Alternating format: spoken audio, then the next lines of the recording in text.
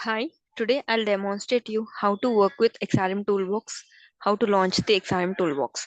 First, go to any of the browsers and type XRMToolBox download. Click on the first link that will be populated. This is the main link where we can download XRMToolBoxes. Here, click on this button.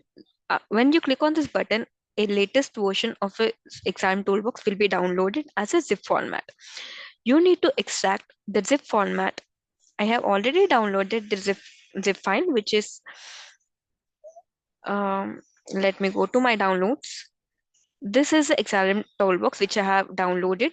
After extracting this XRM toolbox, once open the folder, here you'll be able to see the application version of the XRM toolbox. You just need to double click to launch the XRM toolbox.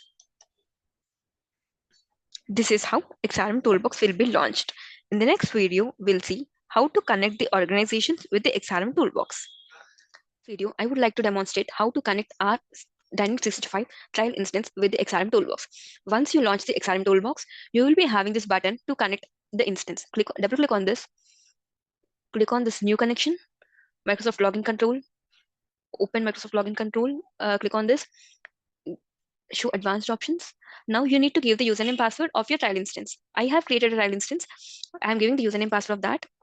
You can give your trial instance password. Click on login. Now this will retrieve the information required for the connection. Once here now the connection is validated, you can give a name for this connection. Let me give a name call something else and click on finish button. Now you can see a connection established. Yeah, this is the connection which I'm trying to build. Let me go. This is a trial instance which I have created with the XRM toolbox. This will be ending with 19F. To just validate, I'll be showing you this part also. So this also starts with the 19F. So this is how we connect our trial instance with the XRM toolbox. I hope you understand. Thank you.